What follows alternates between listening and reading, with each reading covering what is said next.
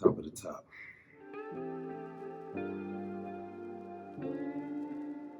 Let's talk about it.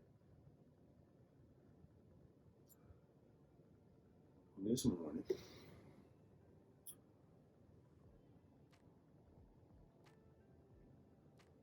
cheers. Well, this morning, we are going to, first off, I got some things I want to say to number 33.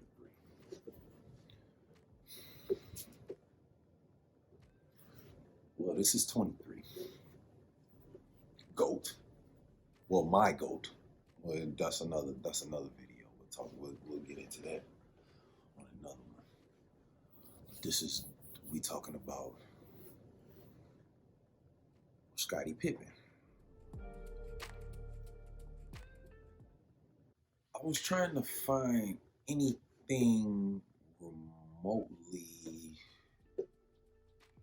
close, subliminal, any kind where Mike was talking down on Scottie, disrespecting him or something like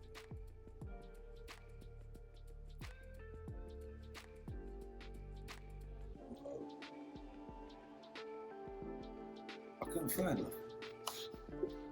Mike has done nothing but give Scottie his flowers. Now, what I don't understand is, where does he come from with these crazy comments? Now, he got a book coming out, memoir, whatever he calls it, and he's did an interview with Michael Strahan, and I'm not saying verbatim, paraphrasing, but Scottie felt some kind of way about, I guess, how The Last Dance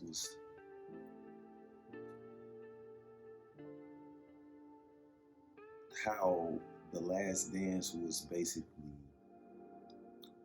mostly about Mike and not about the Bulls. Listen, man. Scottie.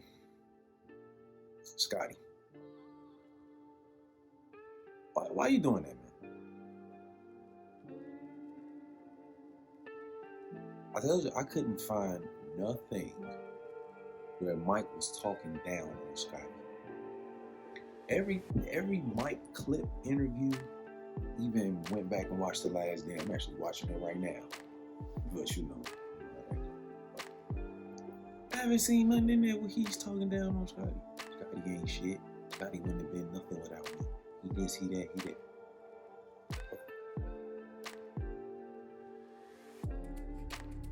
Scottie, why you mad, bro?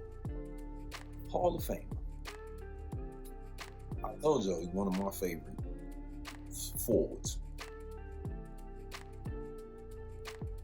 6 rings.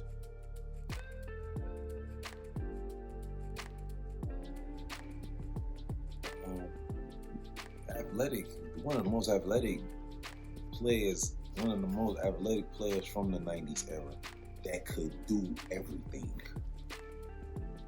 You know how they talk about how LeBron can do everything? Scottie Pippen can do everything. And this ain't me talking down on LeBron. I'm just saying, like, it's basically like their style of play is the same.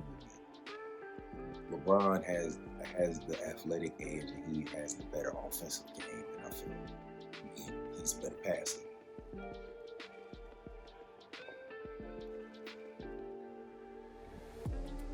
But so Scottie on defense? Come on, man. This is what we're gonna do. Let's get Scottie his flowers. We gotta get Scottie his flowers because I don't want to use this just be talking trash about Scottie. Just talking shit. I ain't gonna air him out, but I do want to just say some things to him about, you know what I'm saying? Like, where you coming from with this? Now, talking to a few of the wise men, but it was like, I mean, one of the wise men, he told me, he said, Scottie kind of been on this type of time. I'm like, this isn't really nothing new. I'm like, shit, it's new to me. I ain't know he was talking like about talking down like that. You look at this man's stats, right? Let's just talk the basketball. Let's just talk. When you look at this man's stats, career average 16 points a game, 6 rebounds, 5 assists, like 2 blocks and 2 steals.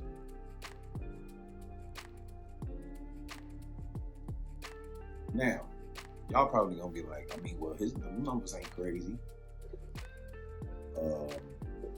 They probably not video game stats, but you got somebody that he's just filling the stat sheet. Not to mention shooting close to 50% from the field.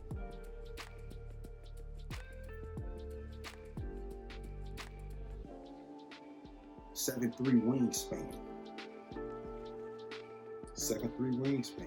6'8", 6'9".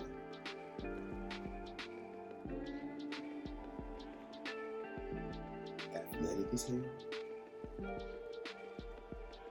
And it's like, it seemed like he gets his he got his rocks off playing defense. Like, he looked forward to that.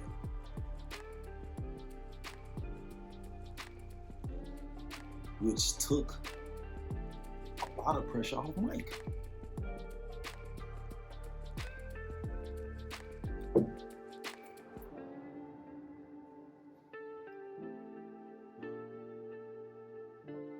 '91 finals. Y'all remember what happened? Now, at the time when it was going on, I was only 8 years old. So, of course, I don't remember actually seeing it. But I've watched the game tapes. Magic Johnson, arguably the greatest point guard to ever play this game. And guess who was guarding him? 33. Now,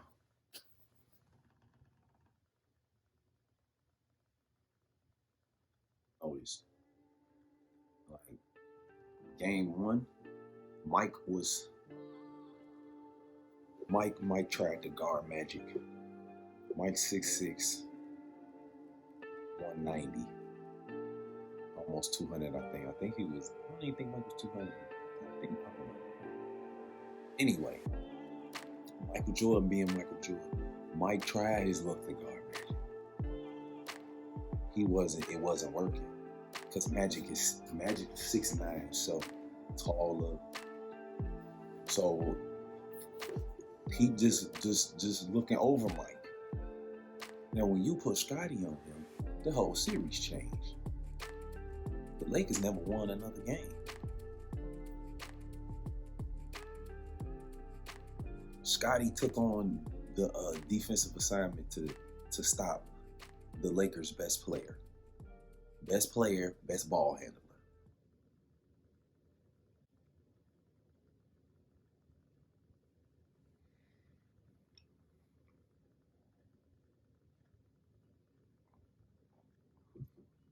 And then as the years went on, Scotty just got better and better and better. Now, Michael Jordan retires.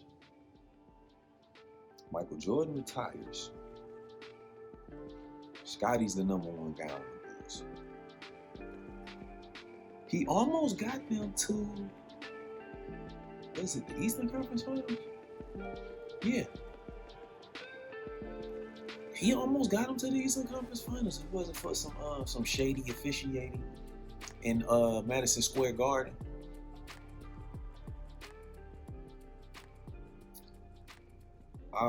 I've always, you know what?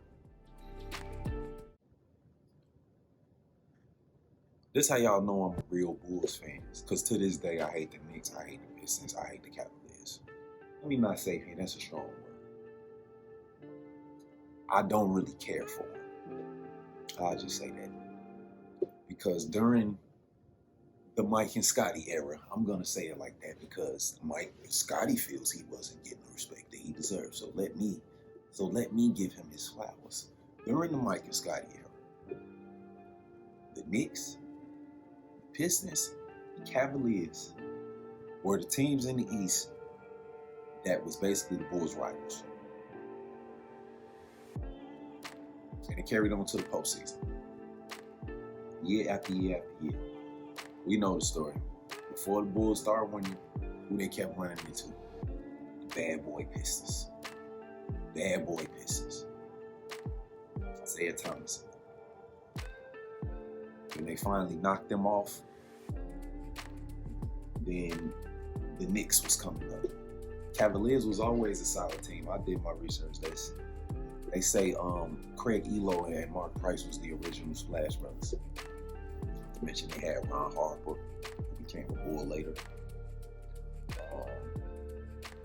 John Hot Rod Williams, Brad Daugherty, who was a solid big man, who actually played in North Carolina, who played in North Carolina with Mike. Who else they had over there? Larry Nance, Steve Kerr. Y'all probably didn't know that. He wasn't getting. He got more minutes. That's why he came to the Bulls. I think he got more playing time for the Bulls. That's the difference. But yeah. And then not to mention them damn Knicks. Them damn Knicks. You know, the funny thing is this. I actually met somebody who was actually a Knicks fan, and it was a Knicks fan during the Michael Jordan era. Every chance I get, I got it. So how does it feel to had hope for your Knicks every year, just to watch them get knocked off by the Bulls? Love Patrick Ewing. I love Charles Oakley. Love Mark Jackson. Who else they have over there? Well, I ain't like nobody else, honestly. Fuck the rest of them. Rest in peace, Anthony Mason. He was solid. He was tough. He was lefty. Yeah, so he was solid, but whatever. I ain't care. Charles Smith, whatever. Derek Harper, well, he was better in his younger years. Now, this is where we talk about the red flags. 1994. They just got Tony Kukoc from overseas. I saw the last names. I don't know if Shea Krause was going. You know what I'm saying? But anyway, Phil, what was it? I forgot what game it was. Game 4, I think. I don't remember what game it was. But, in Chicago Stadium, they had the opportunity to win the game. Phil drew up a play for Tony. And, Scotty wasn't feeling that. So Scotty didn't even get it checked back in the game. Time out.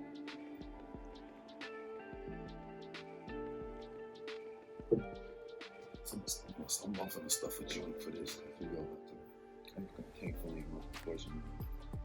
I forget.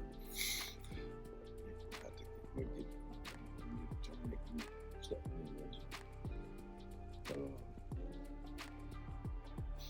Scotty didn't check back in the game. He quit on the team in crunch time, and it's the playoffs. All because Phil drew up a play for Tony Kukoc to make the game-winning shot. Tony of course, See, this is what we gotta. This is what we gotta. You gotta look at everything. Don't look at it as just, oh, Scotty was the man. He was supposed to get the ball. In certain instances, y'all right, because I'll be saying that. But I don't think this was one of those times. We're trying to win the game. We need a bucket. Kukoc is getting the bucket. You feel what I'm saying? He was 16. He could handle the ball like a point guard. He was left-handed. He could shoot very well. He knew how to shoot a floater, all types of. You damn right I'm giving the ball to Kukoc. This ain't got nothing to do with Scotty. You know this your team. The game, it was like, or the end of that game, it was just like, did you care about winning, or you cared about being the number one guy? He did, Scotty. Didn't you know if you would have won, they probably would put a little bit more respect on your name. Just saying. So they won the game. Kukoc made the shot. I think there was like 2 seconds on the clock. It really was only time for a catch and shoot. Really only time for a catch and shoot. So let me ask y'all this. You got Tony Kukoc. You got Scottie Pippen. You got 2 seconds left on the clock. And y'all need a bucket to win. Who you giving the ball to?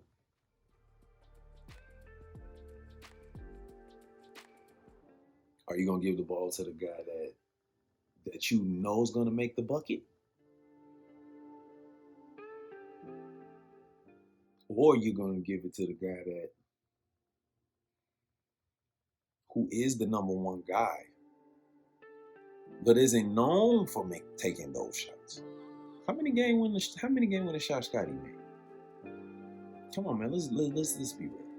All these clips I've seen with Scottie Pippen, it never was nothing at the last second. If it was at the last second, it was a defensive play. It wasn't an offensive play.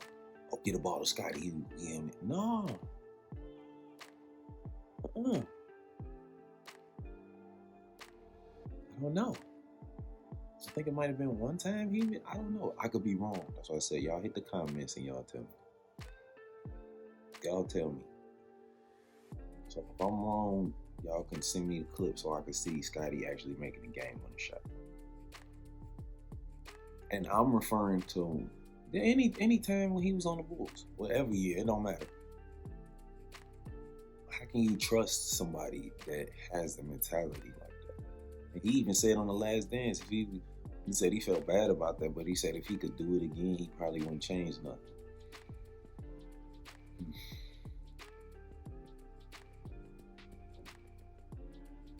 No, man, you weird, Scotty.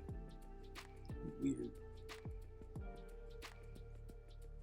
You had the chance to do some phenomenal things while Mike was sitting down. Who knows? You fucked around and drove Mike back because you're like, man, this nigga finna run this shit into the ground. I'm just talking shit. Don't let me do that. I'm just talking shit. Scotty. Love Scotty, man. Which is why it hurts for me for him to just do this book and all of this stuff like. And then I saw something when he was trying to compare the Mike's flu game to game 6, 98, the last shot game. Scotty I think he had a bad back. His back was hurting. Motherfucker barely could run. I remember watching that game as a kid. I'm like, what's wrong with Scotty?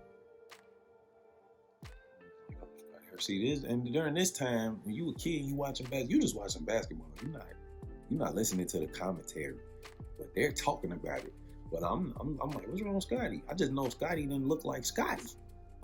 What's up with Scotty? He tried to ask the motherfucker, which is more severe, playing with flu or playing with a bad back? Come on, man, that's a rhetorical question. Larry Bird had a bad back at the end of his career. He did what he could, but Bird didn't win with that bad back.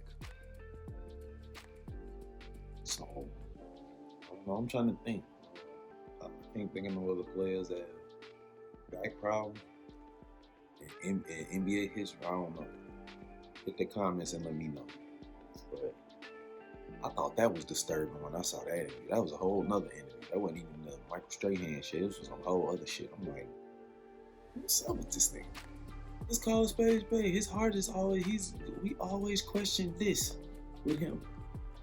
We know what he can do physically, but where's this at?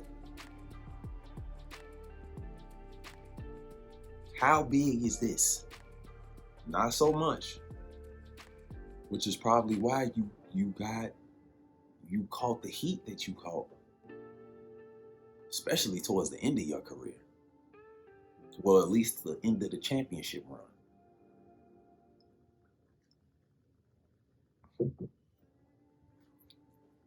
You can't be mad at the fact the way The Last Dance was put together. You felt you felt they was catering to Mike. You felt they was catering to Mike. It wasn't about the Bulls. It was more so about Michael Jordan.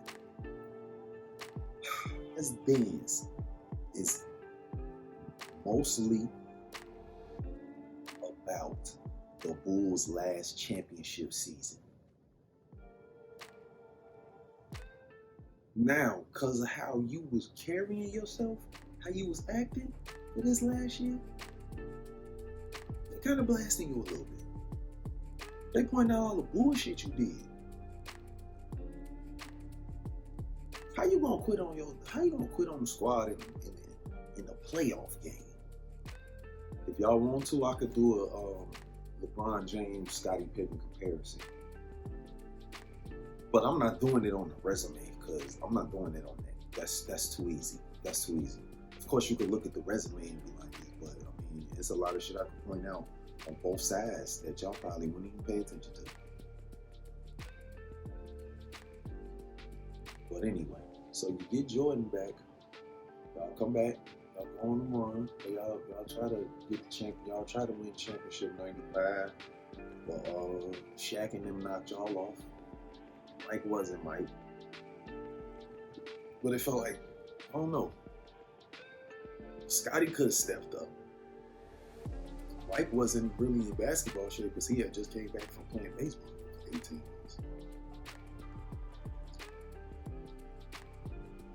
So you should, you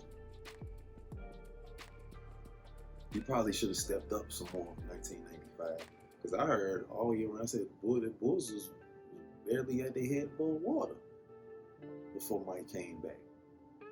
Mike came back like towards the end of Mike came back at the end of the season.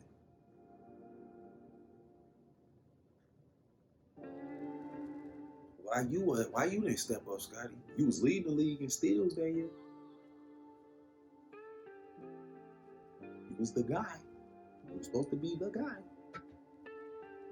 What happened? When Mike came back, you fell back in the shadows, huh? I don't know.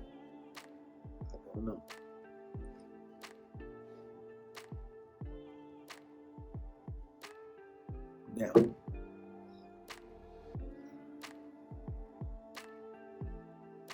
let's also remember The Last Dance about his contract. I don't know what the hell the NBA was on. But, nigga.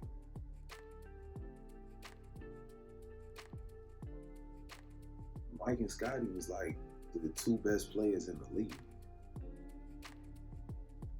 But everybody else was getting bagged. Scottie had signed up, 7 years, 18 million shit? I don't know. It was something like that. I think it was something like that. But, yo, I'm trying to.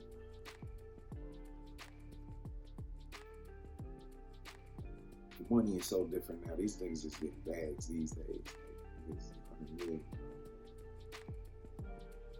Scotty was like, they said Scotty was the number 2 player in the league, but the contract he was getting, it didn't reflect that. It was like, that Bernsdorf, he's a character. Because I saw something in The Last Dance where he was basically, he wasn't really trying to negotiate no contracts with them folks. I was like, okay, you gotta think it was a different time. In that era, players was happy to even be making money to play basketball. They just want to play basketball. But now it's a different era. These guys, everybody getting the bag these days. Even I feel there's a lot of players in this era alone is overpaid.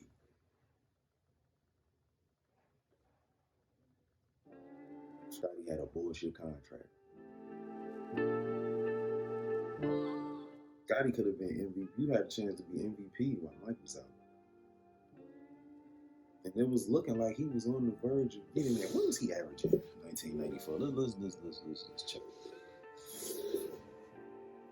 21 points, 3 steals. He's averaging 3 steals a game. That's why he led the league in steals that year. Scotty is top 10 all time in steals. He's number 7 on the list. Look it up. That's a fact. My source, basketballreference.com. Very reliable source. Probably the most reliable source when it comes to NBA stats. Playoffs and regular season. Got all the stats. Scotty was averaging 3 steals a game. 3 steals a game. He was, Scotty might have been, I think Scotty was like top 5, top 10 steals every year when he was playing. Every year. Y'all look at him offensively, Scotty was the point guard. Scotty was handling the ball. That wasn't Paxson. That wasn't B.J. Armstrong. That wasn't Steve Kerr. You know what I'm saying? That was Scotty. Scotty was handling the ball. So come on, man. You was a top 50 player, and now you're a top 75 player on the 75th anniversary. I feel about that. Scotty deserves to be on that list. There's a lot of things wrong with that list. If I didn't see Scottie Pippen on there, I would have been like, so 33. I'm just gonna end it with this. You gotta stop, man. Your frustration is towards the wrong people. You're so worried about trying to steal the spotlight. You looking crazy. Now you look insane now. I mean, what's documented is personal issues, personal things he had going on. God bless. I hope that all works out for you. But Mike and Scotty is hands down the most dominant 1-2 punch in NBA history. The most dominant. And you know why? Because they did it on both ends. From 1980 up to now, give me a Batman and Robin who has won more than Scottie Pippen and Michael Jordan. Don't say Shaq and Kobe, they only won 3. Don't say Bron and Wade, they only won 2. Can't say Steph and Clay because they only won 3. Mike and Scotty won 6. You could make an argument for number 2. Magic and Kareem got 5.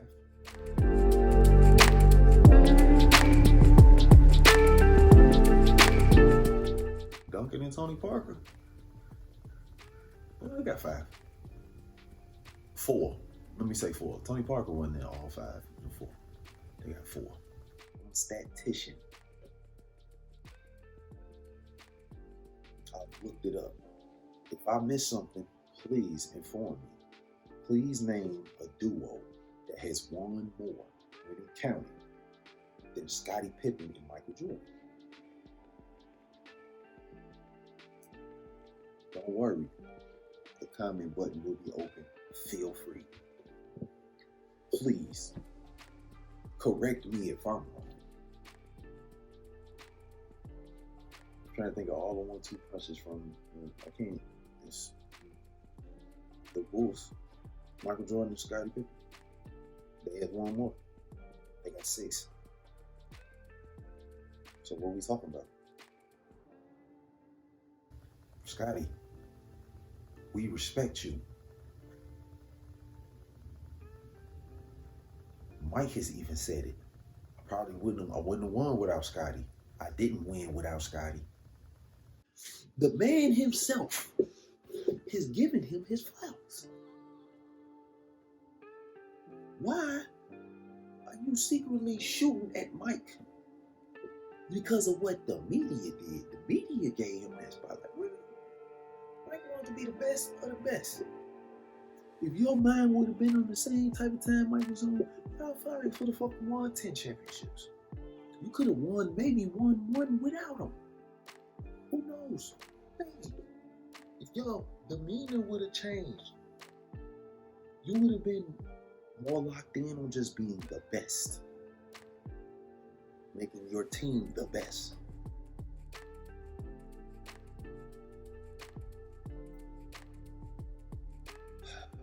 Let me hit y'all with a couple stats. Let me hit y'all with some stats. Scottie Pippen is one of 6 players in NBA history with at least 3,000 points, 1,000 rebounds, 1,000 assists. Playoffs. One of 6. Can you name the other 5?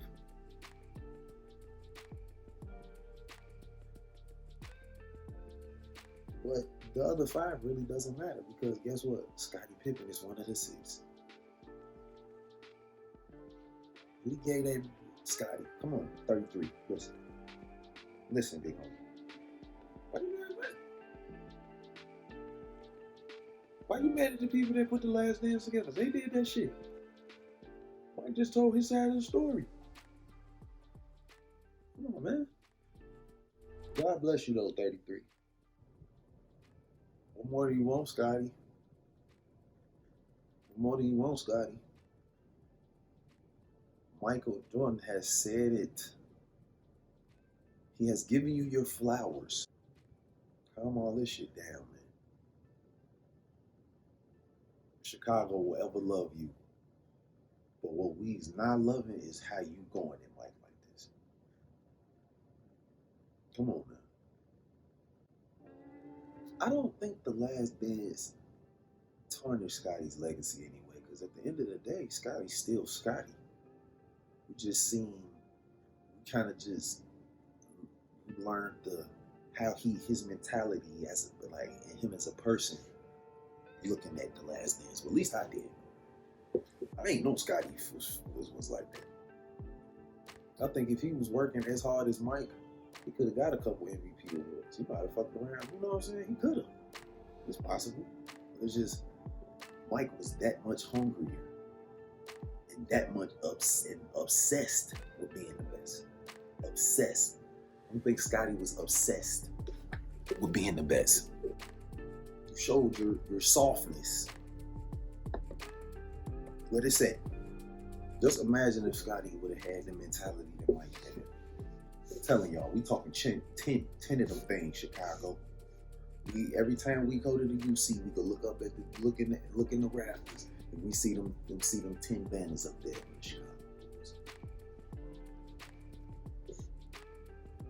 Come on, man. But get well, Scottie. You're obviously not doing well. You got your book out. Do you, man? Do you, man? Do you? You got your book. Cool.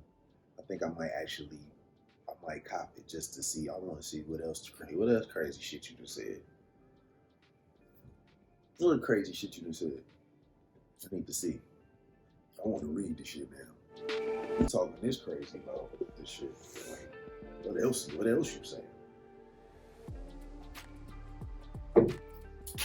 God bless you, though, 33.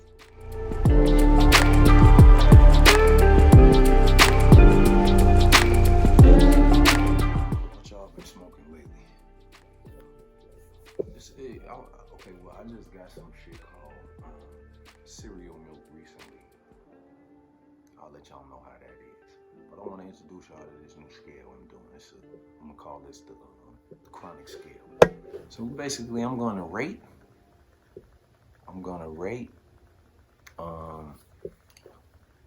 a couple strains that I've tried recently. Now, first off, let me start with the shit called Candy Coast Highway. Matter of fact, the scale basically is gonna be this. So the official Chronic and Coffee logo is gonna be how I rate them. So I'm gonna give them, if it's 5 cups, it's dope. But that's some shit smoking. 5 cups is smoking. 1 cup, man, whatever with it.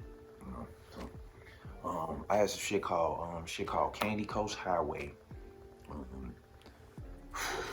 Man, Candy Coast Highway has a candy like taste to it. Like what it did to me, it basically I felt creative and inspired. You know what I'm saying? Like I felt like I was capable of doing anything I could smoke. Anything. So I'm gonna give that Candy Coast Highway, that's 5 chronic cups. Gotta give it 5 cups, because hands down some of the best weed I've smoked in as far as the last year.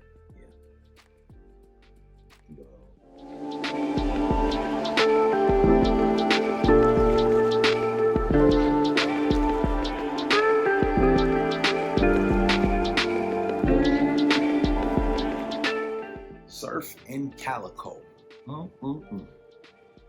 That battle was phenomenal. I gave Surf the it's hard because at first I was watching, I was like, man, Surf probably 30 this nigga. Cal style rapping was completely different from Surf. Cal he build up. Cal kind of like a storyteller almost. Like sometimes it be too drawn out depending on who he fucking battling. But I mean, you know, Cal a legend. But I gave Surf the 2-1 easy. I think 2-1, but maybe 3-0. But I don't even want to. I think it was one. I think it might have been. I forgot which round. I think it might have been Cal's second that I liked a little bit more, just a little bit more than Surf. It's the second or the. No, that first round. That shit was. I give that shit to Surf easy. It might be a 3-0 though, honestly. Because Surf was just snapping. And then salute Surf because he just battled John and Don fucking 30 days or a month before he battled Cal. So that shit was for him to do that. We ain't never seen Surf in that situation before where he battled somebody and then he come back a month later and battle somebody else. Surf don't do that. So to see him in that setting is like he handled the pressure. He handled it because he had a phenomenal performance against John for his comeback battle.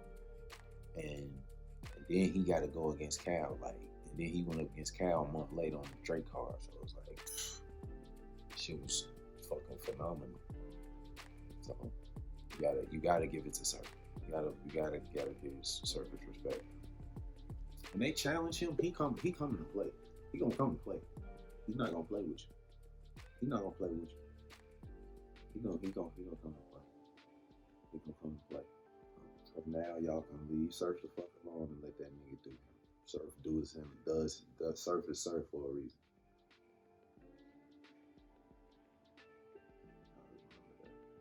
Now, like I said, man, y'all download Caffeine, man. Catch these at. This shit is free. Download URL TV app. That's $7.99 a month. Come on, man. A lot of us got them Netflix, Hulu, HBO Max, Disney Plus, Amazon Prime. I think the $7.99, if you're a fan of battle rap, is worth it. So like, it's time to get respect. There are a lot of them niggas can make no music. I'm gonna continue to say this shit, man. Continue to say this shit, man. Battle rap is a beautiful thing. Beautiful thing. It's like, to be honest with you, you just think on some. If you just thinking on some, just think like this. You got these people have. They have a month, maybe sometime a month or a few months tops to prepare for a battle, right? I mean, some people choose to do research and all that stuff on people and find dirt and try to get angles and all of that shit. But then some just like, well, I'm just gonna use my skills and I'm just gonna be a better battle rapper than that. I ain't gonna do all that personal shit because some battle rappers like to dig for personal shit and all that. That's the sucker shit I don't really like, because whatever personal shit going on that person had going on, I don't think that should take away from just them being a battle from the battle. Should try to belittle somebody's character or try to exposing people. Just stick to the raps. The music industry ain't got no choice but to respect it, because the battle rap coaches found a way to get bags, and build their own platforms, build their own brands without the music industry. But you got people in the music industry that supports the culture. Just them being at an event, or them tweeting about it, or them posting it, or them, you know what I'm saying, reacting to anything. That shit is helping them. That shit is pushing it forward.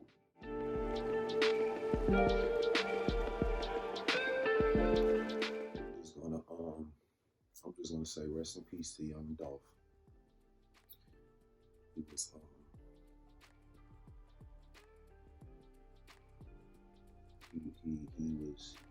shot and killed in Memphis. There was a cookie shop. He always busy when he come in town. He's from Memphis. Hope y'all don't know. And yeah, man, he was in a cookie shop, and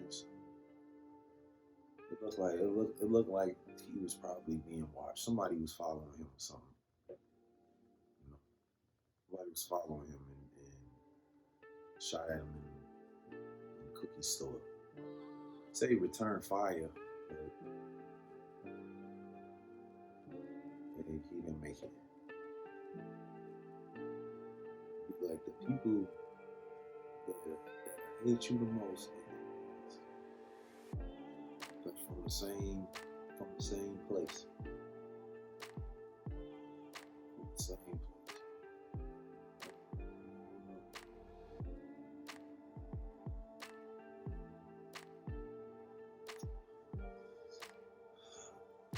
You ever had to have done anything personally to them?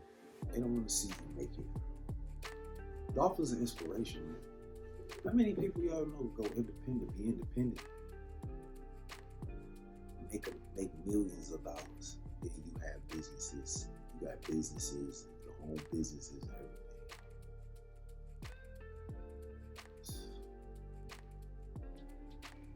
Fucked up, man. They did, don't. Motherfuckers gotta stop all this shit. And it's like y'all don't even be caring about getting caught on camera. Y'all don't think that far ahead. And what if I get caught? You gonna do this shit, you gotta do this shit right. They always find some cameras. This, like now, it's cameras everywhere. I'm motherfuckers is so dumb out here. It's like y'all not even thinking. It's like y'all not even thinking about what could possibly happen if this shit goes. If I get caught, what next?